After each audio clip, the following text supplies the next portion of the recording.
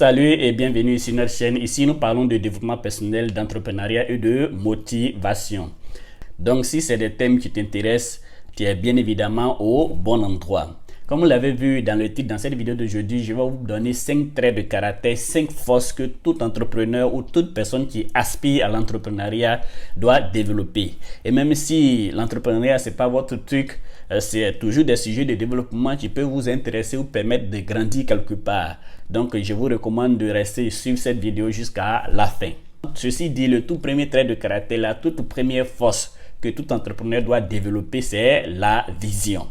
Donc, en tant qu'entrepreneur, il est important pour toi d'apprendre à développer tes sens de vision, si je peux le dire ainsi, pour être capable de déceler, de dénicher les occasions d'affaires là où les autres ne le voient pas. Ça, c'est vraiment un pan très important sur ton chemin en tant qu'entrepreneur. Si tu n'es pas capable de voir les occasions d'affaires, les opportunités d'affaires autour de toi, il te sera difficile de prospérer. Donc, il faut travailler sur toi, bosser dur pour pouvoir être capable de voir les occasions d'affaires là où les autres ne le voient pas.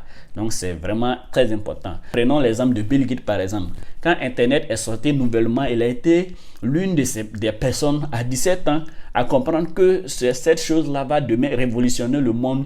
Il est important que je m'y consacre et c'est ainsi que je vais créer ma fortune.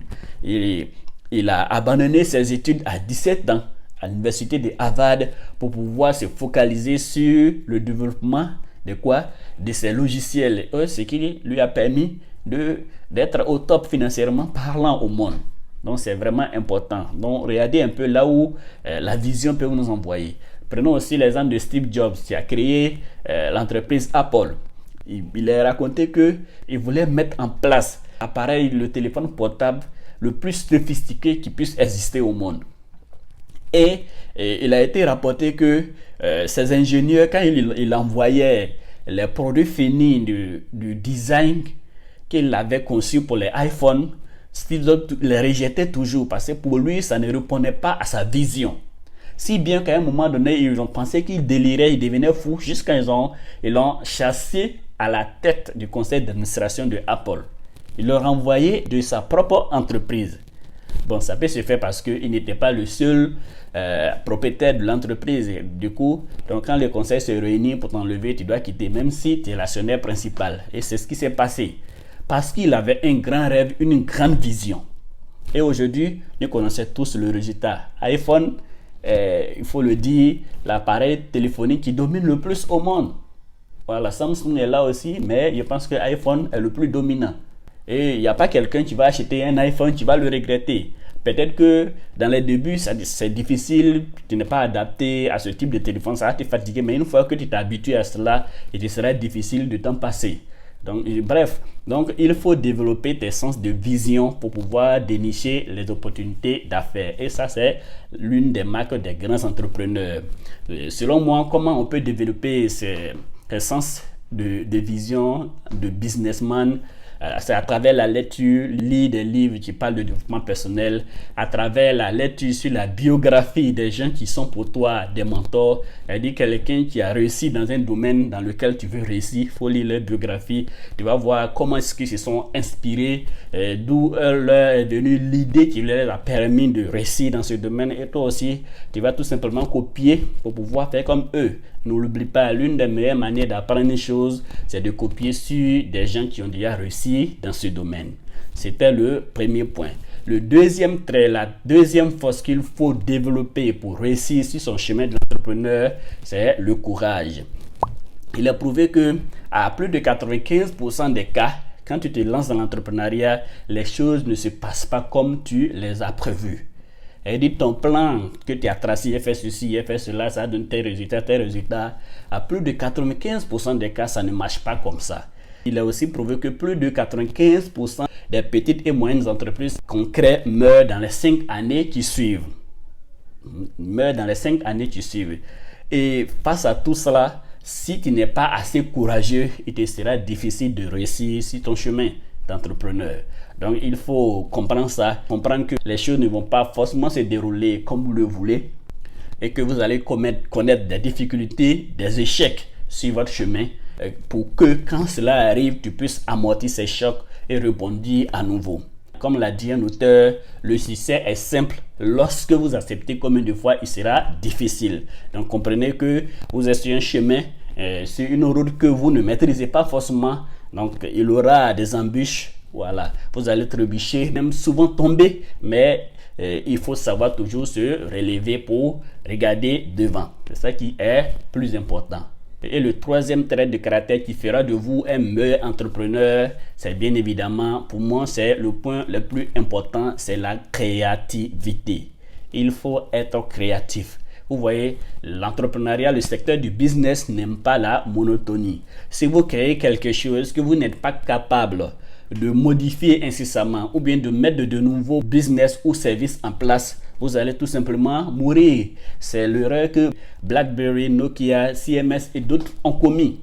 Ils ont mis des appareils en place qui marchaient. Donc pour eux, c'était déjà fini. C'était le roi de la jungle. Ils sont intouchables et ainsi de suite. Voilà, comme le dit à l'ivoirienne, Apple est venu, l'a fait bing. Et puis, ils sont où maintenant? Ils ont disparu.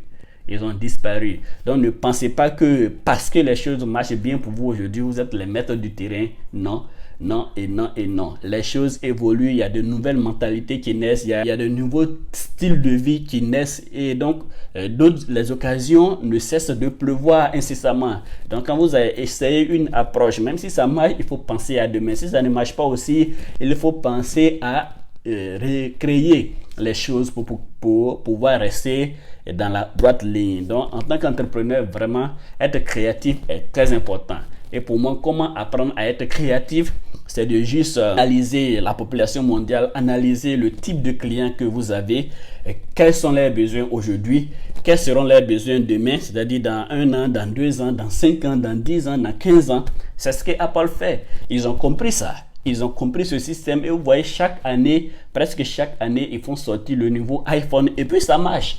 Ils mettent juste une petite différence. Vous voyez, ils avaient les appareils avec une caméra. Ils sont venus avec des appareils avec 3 caméras. Bon, pour le commun de mortels, on ne voit pas trop la différence, mais c'est juste le design qui change. Et puis, ça prend. Donc, c'est ça, être créatif. Donc, si tu décides de devenir un entrepreneur, il faut aussi penser à développer tes sens de créativité. Ici, j'ai marqué une petite pause pour t'inviter à liker cette vidéo et aussi à vous abonner à la chaîne si tu trouves ce thème intéressant. Vous encourager aussi profiter de nos vidéos à venir. En plus tarder, le 4e trait de caractère qu'il faut développer pour réussir en tant qu'entrepreneur, c'est la persévérance. Il faut être persévérant. Sur le chemin de l'entrepreneuriat, tu vas connaître des échecs. Tu vas connaître la frustration, tu dois connaître la galère, tu dois même connaître peut-être les humiliations parce que tu as décidé de te lancer sur ce secteur. Donc, si toutes ces situations doivent te décourager, te pousser à abandonner, c'est que tu n'es pas encore mûr pour devenir un entrepreneur. Donc, il faut apprendre à être persévérant. Voilà, il faut apprendre à être persévérant. Même si vous échouez, sachez que vous pouvez toujours rebondir. Gardez toujours en tête pourquoi est-ce que vous avez décidé de vous lancer dans ce secteur. Est-ce que cet objectif est atteint? Si ce n'est pas atteint, c'est que la lutte doit continuer. On le dirait, tant que le serpent n'est pas encore mort, on ne jette pas le bâton. C'est un peu ça. Donc il faut continuer jusqu'à ce que vous ayez gain de cause. Jusqu'à ce que vous ayez gain de cause. Parlant de persévérance, je pense que Thomas Edison est la personne là qui illustre très bien ce point. Vous voyez, quand il voulait mettre son ampoule en place, il nous a été raconté qu'il a essayé plus de 9999 fois de créer la lumière à travers des filaments. Il ne réussissait pas à le faire. 9999 fois. 1000, 2000, 3000, jusqu'à son 9000. En train d'essayer de faire la même chose. Ça ne marche pas, mais il n'a pas abandonné jusqu'à ce qu'il trouve la solution. Et c'est cela. Pour moi, c'est l'exemple le plus palpable qu'il faut parlant d'entrepreneuriat. Et pour ceux qui ne savent pas, Thomas Edison n'a pas seulement que créé la lumière. Aux États-Unis, ici, presque toutes les liaisons de courant ont été mises en place par son entreprise. Ce qui l'a permis d'être vraiment riche. Et depuis lui, jusqu'à aujourd'hui, toutes les générations dans sa famille, grâce à son petite action, vivent à l'aise financièrement parlant.